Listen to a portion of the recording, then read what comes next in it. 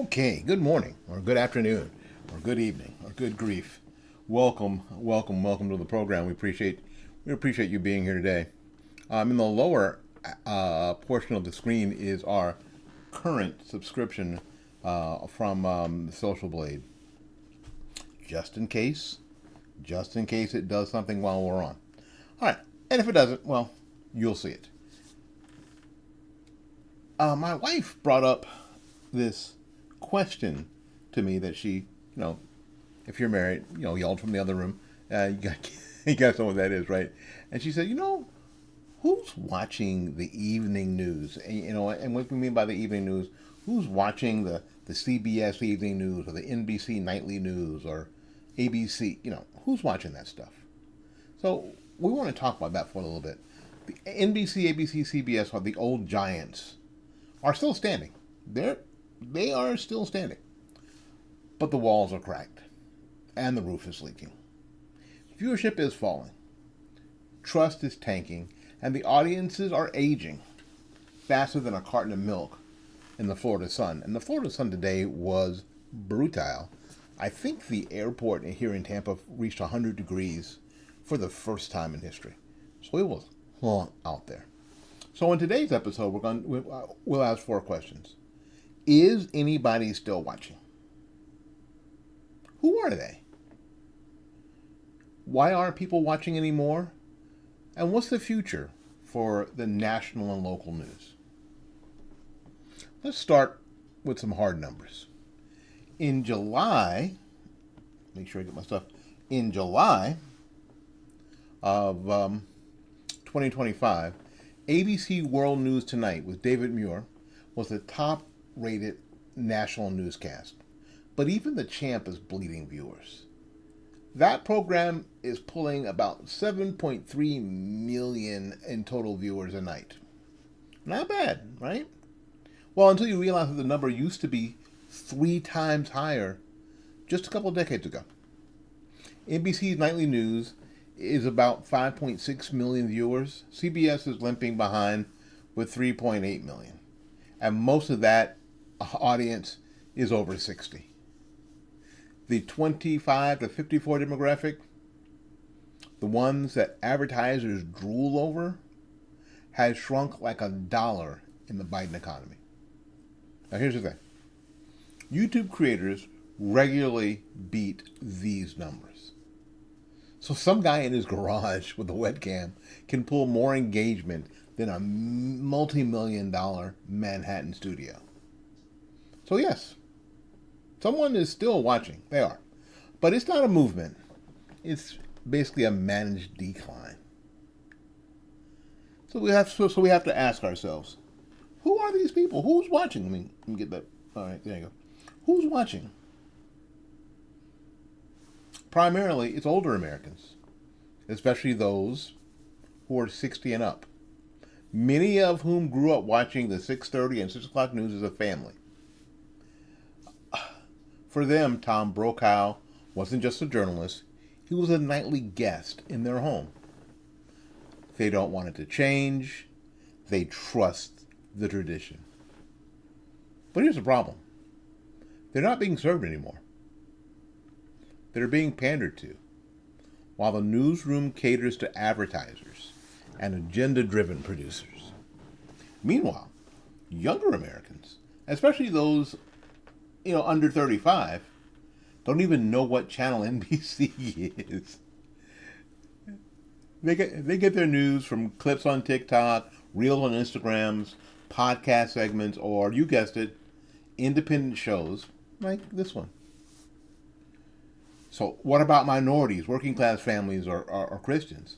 Well, that's where it even gets more interesting, because those groups have largely tuned out. Not because they don't care about the news, but because they're sick of the spin. They know when they're being manipulated, and they can smell it. And let's be real. When every anchor sounds like a scolding college professor, why would anybody stay tuned in? Why? I wouldn't. I haven't. So, why aren't people watching? This is going to be a long part. Let's get to the heart of it. This is why people aren't watching. First of all, bias fatigue. Legacy media still pretends to be objective. But people know better. They see the double standards. They saw how the same reporters who hammered Trump for every tweet gave Biden a warm glass of milk and a blanket every time he wandered off script. People aren't stupid. They don't want state-run TV in a business suit. Number 2. You know what else kills the nightly news? Time. People work different shifts. People are on-demand viewers. They don't sit around at 6:30 waiting for David Muir's eyebrows to inform them of the day's events. They'll watch a podcast at 11 or a tweet thread at lunch or something. It's the on-demand that more people than not, especially the under 54 group, are tuned into. Number 3, this general distrust of institutions. Gallup poll shows that trust in the media has hit historic lows. Worse than Congress, which is crazy. Worse than big tech. Worse than your cable provider. And that's saying something. Why? Because network news has become an echo chamber, not a watchdog. Now, don't get me started on how these networks handle COVID, because we saw how everybody handled COVID, right? Mask, flip-flops, wear a mask, don't wear a mask, wear a mask, wear 2 masks, wear 2 masks in the box they came in, right? Lockdown shaming, suppressing early treatments. Then, oops, months later, they quietly walked that back during a holiday weekend news cycle, right? Remember? Ivermectin is horse dewormer. Except you knew, and I knew people who were taking it and getting better. And you know what? So did they. Number 4, cultural relevance. I can say the word. Legacy anchors don't speak the same language of everyday Americans anymore. They're urban, they're elite, and they're often clueless. They don't understand rural America. Small business owners, Christian families trying to raise kids without getting lectured by gender activists. You want to reach people? Talk to them like people, not like subjects. Listen to what I have to say. No, that doesn't work. It doesn't work. So, we have to decide what's the future of national and local news. Where do we go from here? Let's break this into 2 lanes. National news. The networks will keep shrinking, expect this, more staff cuts, and we've seen that. We've seen massive staff cuts at CNN and NBC and CBS, massive staff cuts. More sensationalism to chase clicks is going to get more and more ridiculous. Now, we're also going to see more consolidation into streaming hybrids like NBC News Now, right? And ABC News Live, right? We're going to see some AI-generated scripts and some robotic anchors. So there may actually be, because it's cheaper to do, the scripts may be generated by AI, and the people or the characters you see on your screen may not be real. Because you can turn on a dime,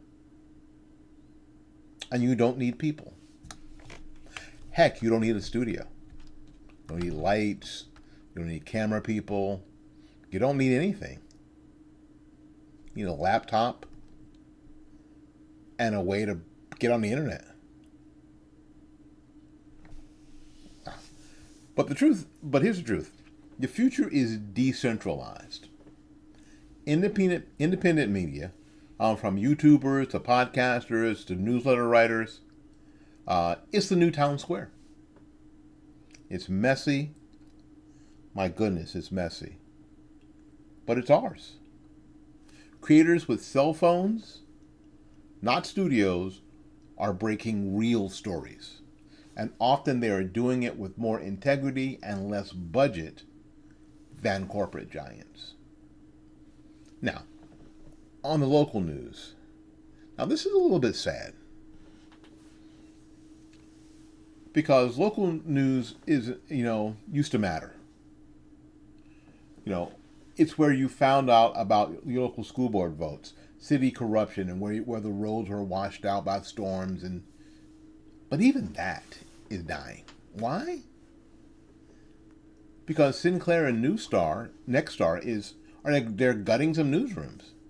And these are Sinclair and Nexstar are companies that own a lot of these local stations. So local reporting is being replaced by national syndication, and if you watch your local news, you can see that. You see a lot more national stories, and you're like, but I want to know what's happening downtown. I want to know what's happening, up in some part of your city. What's happening? What happened at the school board meeting? I was watching the news. Nobody even mentioned it. What happened at the county commission meeting? I was watching. I was there and I was watching, and nobody from the news media showed up. Yeah, because local reporting is being replaced by national syndication. Small stations are running on skeleton crews and wire copy. And what wire copy is, if you don't know, is the wire services like the AP. They spit out the stories, and the news people at your local news station just read it, which is why you can find a lot of these news folks all saying exactly the same thing, exactly the same thing, because they're reading from the same script. But here's the hope: local podcasts, like in my area. Podcasts like The Yard Sign and people like, Johnny Torres and those folks are doing good. Some Substack newsletters, Facebook groups, they're taking over where local papers and stations have failed. The tools are there. We just have to use them. And for, those of us who still believe in truth, transparency, and holding government accountable, it's time to rebuild. So, let's come back to the original questions. Is anybody still watching? Yes, but it's shrinking fast. Well, who are these people who are watching? Mainly older Americans and a few loyalists who are still clinging to tradition. So why aren't people watching anymore? Because networks betray their trust, fail to adapt, and stop speaking the people's language. So what's the future? It's you. It's me. It's us. The Morning Report. Independent voices, truth tellers, creators, patriots. We're not waiting for the media gatekeepers to tell us our stories anymore. We're kicking the gates down. All right, folks, we gotta get out of here. So if you believe that the truth deserves a louder voice than the corporate media, support Fight Back Media. Subscribe. Make that number down there. Let's see, where is it? Got to point to it. Make that number over there and grow. Subscribe, share, and let others know. You don't need a suit and a teleprompter to speak truth. You just need some courage. You need some guts. My name is Willie Lawson. This is the Morning Report. And we're just getting started.